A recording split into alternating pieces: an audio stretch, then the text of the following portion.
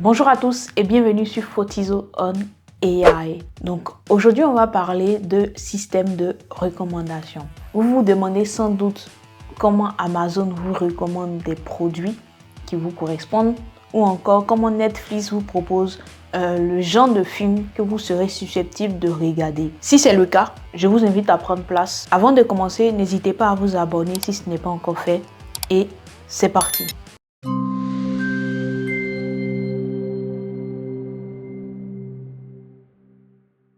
Comme je vous l'ai dit aujourd'hui, nous allons parler de système de recommandation. Donc, nous allons voir qu'est-ce que c'est, pourquoi ça a été créé et comment ça marche. Un système de recommandation, on peut le voir comme un programme qui analyse des données et propose du contenu ou des produits qui pourraient en fait vous intéresser tout simplement. Le but du système de recommandation est de vous garder engagé sur des contenus et d'améliorer en fait votre expérience utilisateur. Un système de recommandation fonctionne en étudiant votre comportement, ce que vous regardez, ce que vous achetez, ce que vous écoutez tout simplement. Donc que ce soit sur des plateformes d'écoute et tout ça. Donc les algorithmes seront des algorithmes de prédiction pour vous proposer des recommandations adaptées à vos contenus. Tout ça c'est bien beau, mais prenons des exemples, peut-être vous comprendrez mieux ce que c'est et comment ça marche. Le premier exemple qui parle à tout le monde en fait, c'est Netflix ou toutes les plateformes de streaming telles que Prime, Disney et tout ça. Donc il faut savoir que cette plateforme utilise des systèmes de recommandation pour vous proposer des films basés sur ce que vous avez déjà regardé en fait et sur ce que vous avez aussi aimé. Est-ce que vous avez aimé un film ou pas en fait. On a aussi un deuxième exemple en fait, ce sont les plateformes d'e-commerce telles que Amazon. On peut voir que parfois en fait sur Amazon on a des suggestions de produits en fonction de ce qu'on achète ou ce que les autres ont acheté. On peut vous dire ce produit a été acheté par plusieurs personnes et tout. Donc on vous recommande cela en fait. Un autre exemple aussi, c'est au niveau de la musique, comme je parlais de cela tout à l'heure. Si vous avez des plateformes de musique comme Apple Music, Spotify, YouTube Music, Deezer, etc. Bon, c'est pas pour faire la pub des plateformes. Mais si vous avez l'habitude d'écouter un genre musical, ce qui va se passer, c'est que ces plateformes-là vont vous recommander encore du contenu basé sur ce genre musical. Ils vont aller plus loin en vous créant une playlist qui regroupe en fait tous ces genres que vous avez l'habitude d'écouter. En gros, en fait, ces systèmes vont chercher à prédire ce que vous allez aimer avant que vous-même vous le sachiez. Oui, avant que vous-même vous le sachiez. Il ne faut pas qu'on se voile la face. On est tous unanimes sur le fait que ça marche et ça marche vraiment bien. Parce que parfois, on se retrouve à acheter des choses qu'on ne veut pas acheter ou encore à regarder une émission sur YouTube qu'on nous a juste recommandé. On était venu pour regarder une émission particulière et on se retrouve à regarder d'autres émissions qui vont à peu près dans le même style que les émissions qu'on a déjà regardées en fait. Donc ça marche. Dites-moi en commentaire si pour vous ça marche pas. Hein. Maintenant qu'on a vu ce que c'est, je suppose que vous vous demandez sûrement pourquoi ces algorithmes existent et en fait à quoi ils servent tout simplement. Et c'est ce qu'on va voir maintenant. Les systèmes de recommandation ont été développés pour plusieurs raisons. J'en ai cité déjà quelques-unes dans la section précédente, mais on va revenir sur tout ça pour faire le point. D'abord, faut savoir que les systèmes de recommandation permettent d'améliorer l'expérience utilisateur. Avouons-le, très souvent, lorsqu'on veut se détendre, on dit vas-y, je vais regarder un petit film. Trouver en fait du contenu pertinent rapidement, c'est vraiment un réel gain de temps et ça c'est possible grâce au système de recommandation. Imaginez, vous partez sur Netflix et on vous dit vous devez parcourir tout le catalogue de Netflix pour trouver un film. Mais dans le catalogue de Netflix, il y a plusieurs films que vous ne voulez pas regarder. Mais comme il y a des systèmes de recommandation, ils vous proposent en premier lieu les films qui sont pertinents avec tout ce que vous avez regardé auparavant en fait. Et ça c'est génial. Donc il faut savoir aussi qu'ils permettent également d'augmenter l'engagement. Donc ça je dirais que c'est plus du côté entreprise en fait pour rentabiliser. Donc plus vous passerez du temps sur une plateforme et plus cette plateforme en fait pourra générer des revenus. Donc, quand vous passez du temps sur Facebook, vous voyez, il y a des publicités qui passent. Il y a des gens qui payent en fait pour que leur pub soit vue par vous. Donc, plus vous allez passer du temps dessus, plus vous allez voir beaucoup de publicités. Et c'est le but aussi des systèmes de recommandation, vous fait passer du temps là. Donc, ils permettent aussi de booster les ventes. Et ça aussi, c'est les entreprises qui sortent gagnantes dans tout ça. Donc, un bon système de recommandation, en fait, va augmenter les achats compulsifs. Donc, Amazon va, par exemple, afficher très souvent les clients qui ont acheté ceci ont aussi acheté cela. Donc, pour vous inciter à acheter, même sans avoir pensé à cela. Donc, si on suppose que vous avez acheté une caméra pour faire des enregistrements vidéo, ils peuvent vous proposer, en fait, d'acheter un trépied pour poser la caméra dessus. Et même aller plus loin en vous disant d'acheter une carte SD pour juste faire les enregistrements. Et encore aller encore plus loin, très loin, en vous proposant des micros, tout simplement. Et ça pousse à des achats en fait. C'est-à-dire que tu n'as pas pensé à faire ça. Et tout d'un coup, tu te dis, ah, peut-être que j'ai besoin d'un trépied, même si tu n'en as pas besoin. Finalement, tu l'achètes, mais pourtant, tu aurais pu poser ta caméra ou juste attraper ta caméra pour faire tes vidéos. Mais parce qu'ils l'ont dit, tu le fais en fait. Enfin, pour terminer avec le pourquoi ils ont été créés, il faut savoir que les systèmes de recommandation permettent de gérer l'abondance de choix. J'ai parlé de Netflix tout à l'heure, mais ça peut être d'autres types de choix. Donc, ça nous permet en fait d'avoir accès à des quantités énormes de contenu, de produits, mais en les régularisant en fait. C'est-à-dire, on n'a que des contenus qui sont pertinents pour nous uniquement, quelles que soient les plateformes, que ce soit sur Instagram avec le scroll infini d'Instagram, que ce soit sur TikTok, des scrolls infinis, en fait, toutes les applications avec des scrolls infinis, c'est des contenus qui sont pertinents, que vous aimez en fait, et vous passez plus de temps dessus. Donc, mais ne faites pas ça, hein, essayez de contrôler quand même, c'est pas bien de rester tout le temps sur Instagram.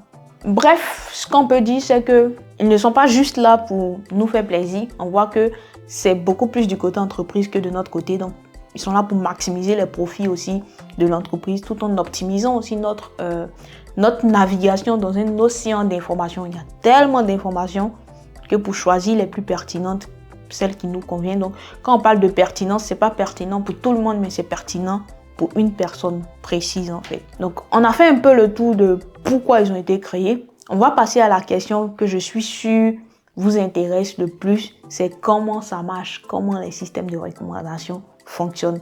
Et ça, on le verra au travers de plusieurs exemples. Il existe donc 3 grandes méthodes pour recommander du contenu. Donc, d'abord, on a le filtrage collaboratif. Donc, tout est dans le nom. Qu'est-ce qu'il fait? C'est qu'il va analyser en fait vos préférences et les comparer à celles des autres utilisateurs. Donc, des utilisateurs qui sont similaires à vous en fait. Et vous recommandez ces contenus-là. C'est bien beau, mais je pense qu'un exemple serait mieux pour que vous compreniez mieux. Imaginez qu'on a 3 utilisateurs, donc Cédric, Pierre et Laurent, qui donnent leur avis sur 4 produits sur Amazon.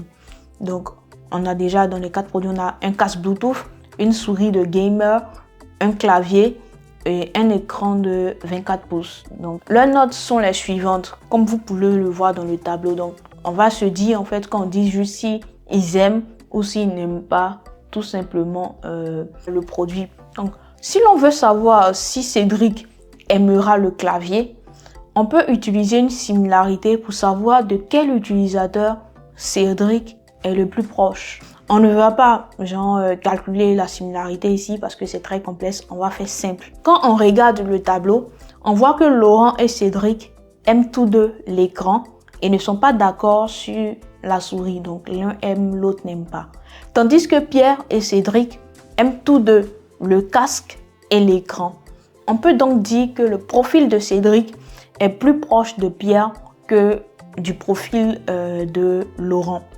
Donc le clavier en fait peut être recommandé à Cédric comme futur achat en se basant sur le profil de Pierre. Donc en se basant sur le profil de Pierre, on peut se dire que Cédric en fait aimera aussi le clavier. Donc ici c'est vraiment un exemple très simple, mais dans les faits c'est beaucoup plus complexe et il y a beaucoup plus de calculs à faire en fait.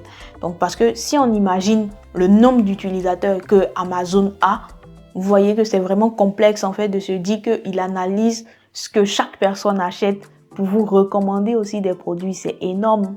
Donc, maintenant qu'on a vu le filtrage collaboratif, on va passer au filtrage basé sur le contenu. Donc, tout est dans le nom, c'est-à-dire il va recommander du contenu en fonction de ce que vous avez déjà consommé, c'est-à-dire en fonction de vous-même et pas en fonction des autres utilisateurs. Donc, si on veut prendre un exemple concret, en fait, on va dire, supposons que nous avons 3 films avec les caractéristiques suivantes. Donc, les films, en fait, ont les caractéristiques films d'action, super-héros, science-fiction et tout ça. Donc, les 3 films sont Avengers, Endgame, Iron Man et Le Roi Lion. Donc, on dira en fait que Avengers, c'est un film en fait d'action et de science-fiction, de super-héros. Iron Man également, mais Le Roi Lion est très loin de tout ça. Quand on regarde au niveau des notes qui sont attribuées ici. Donc 1, c'est pour dire le film est vraiment un film d'action à 100%. Et 0, c'est quand il s'attend vers 0, c'est pour dire que le film n'est pas du tout un film d'action en fait. Donc si un utilisateur a aimé Avengers Endgame, on calcule une similarité entre ce film et tous les autres films en fait. C'est ce qu'on peut voir dans le tableau. Donc, on trouve que Iron Man en fait a une similarité plus élevée avec Avengers que Le Roi Lion. Et ça c'est sûr en fait parce que ce sont des films du même genre. Le Roi Lion c'est un dessin animé qui est très loin de Avengers et Iron Man. Donc, ce qui va se passer c'est que si quelqu'un vient et il regarde en fait Avengers, l'algorithme va lui recommander automatiquement Iron Man plutôt que Le Roi Lion. Maintenant qu'on a vu les deux méthodes, on va passer en fait à une méthode qui combine les deux, c'est-à-dire le filtrage hybride. Donc c'est un modèle hybride en fait qui va aussi bien utiliser du filtrage collaboratif que du filtrage basé sur le contenu. Et c'est ce que Netflix utilise pour recommander des films. Donc on va reprendre l'exemple en fait sur Avengers Endgame. Donc supposons qu'un utilisateur a regardé Avengers Endgame et Iron Man sur Netflix. Mais il a aussi regardé Le Roi Lion. Donc déjà, pour le filtrage basé sur le contenu, on va analyser le genre de film regardé, notamment Avengers et Iron Man. Donc on va voir en fait que ce sont des films d'action qui seront très similaires, tandis que Le Roi Lion sera très éloigné. Pour ce qui est du filtrage collaboratif, je l'ai dit tout à l'heure aussi, on va chercher en fait des utilisateurs qui ont regardé les mêmes films et on va analyser ce qu'ils ont regardé. Donc, si on doit fusionner maintenant les deux résultats pour avoir le filtrage hybride, on verra que le filtrage basé sur le contenu va recommander Captain America. Maintenant, si on est sur du filtrage collaboratif, donc on va regarder en fait les utilisateurs qui ont regardé Avengers Endgame et Iron Man en fait, on va voir qu'ils ont aussi regardé Thor. Et donc, le filtrage collaboratif va proposer Thor en fait comme film à regarder également. Maintenant, si on arrive en fait, comment on combine tous ces deux résultats pour avoir une bonne recommandation en version hybride en fait, on va privilégier celle qui a la probabilité la plus forte. Donc, on peut supposer que si on se dit que le filtrage collaboratif par exemple a plus de poids que le filtrage par contenu, on va dire donc on donne 0,6 au filtrage collaboratif et au filtrage basé sur le contenu on donne 0,4 et donc on va calculer en fait les scores de chaque film. Donc d'abord pour Captain America et ensuite pour Thor. Donc si on suppose que, comme je disais pour le filtrage collaboratif, on a déjà en fait Thor qui est à 0,9 et Captain America à 0,9, donc ils sont à peu près pareils. Maintenant, pour le filtrage basé sur le contenu, on dira que Captain America à 0,8 tandis que Thor à 0,7. Donc, lorsqu'on va faire en fait la multiplication de tout ça, on voit en fait que Captain America sera le film qui sera recommandé tout simplement parce qu'il a une probabilité plus élevée. Donc, il sera recommandé en premier avant que Thor ne soit recommandé. Mais si on rajoute un film Disney, je sais pas, La Reine des Neiges et tout à l'intérieur, on verra qu'il sera... Ce film-là sera moins recommandé devant Captain America et Thor parce que Captain America et Thor sont plus similaires aux Avengers Endgame et à Iron Man. On arrive à la fin de cette vidéo, mais avant de nous quitter, faisons un petit récap de ce qu'on a appris. C'est toujours important, n'est-ce pas? Alors, qu'est-ce qu'on peut retenir de cette vidéo sur les systèmes de recommandation? On peut dire que les systèmes de recommandation sont partout aujourd'hui. Donc, ils influencent ce qu'on regarde, ce qu'on écoute, ce qu'on achète. On les voit vraiment partout en fait. Une deuxième chose qu'il faut savoir, c'est que les systèmes de recommandation existent pour nous faciliter quand même la vie, mais aussi pour rendre les plateformes rentables. Donc, d'un côté, ils nous facilitent la vie parce que ça fait qu'on a des choix plus pertinents pour nous. C'est tant mieux. Mais d'un autre côté, en fait, c'est pour la rentabilité des plateformes parce que plus on place du temps sur du contenu et plus les plateformes, en fait, gagnent aussi de l'argent. Par contre, si on est sur des films ou des recommandations qui ne sont pas pertinentes avec notre produit, avec notre profil plutôt, on ne va pas passer du temps sur ces plateformes-là et donc elles ne seront pas rentables. Donc, c'est quelque chose qui nous aide, mais qui aide aussi les entreprises. Donc, à nous de savoir bien l'utiliser. En troisième position, on peut dire que derrière tout ça, derrière tous les systèmes de recommandation, en fait, il y a des algorithmes sophistiqués qui analysent nos comportements. Donc, pour mieux nous servir ou encore nous garder captifs. Donc, c'est un couteau à double tranchant. Donc, c'est à nous, en fait, de contrôler notre manière de regarder du contenu, notre manière d'acheter des produits et de ne pas faire des achats compulsifs et de ne pas perdre nos temps sur les réseaux sociaux. Maintenant, vous savez, je pense, comment ça marche en fait, comment les systèmes de recommandation fonctionnent. Donc, dites-moi si c'est flippant pour vous, si vous avez déjà pensé en fait à comment les systèmes de recommandation fonctionnent, ou si vous voulez aller encore plus en profondeur dans ce que c'est que les systèmes de recommandation, n'hésitez pas en fait à me le dire en commentaire. Donc, merci d'avoir suivi cette vidéo. N'hésitez pas à liker, partager si elle vous a plu. N'hésitez pas à vous abonner aussi, à activer la cloche de notification pour ne pas manquer les prochains épisodes. Attendez, ne partez pas encore. Il faut savoir que pour les plateformes comme Amazon qui utilisent aussi des commentaires pour avoir des avis sur des produits achetés, en fait, ce qu'ils font, c'est qu'ils combinent de l'analyse de sentiments et des systèmes de recommandation pour mieux vous recommander du contenu. Donc, si vous ne savez pas ce que c'est que l'analyse de sentiments, cliquez sur la vidéo juste en bas et on se dit à bientôt sur Fotizo on AI.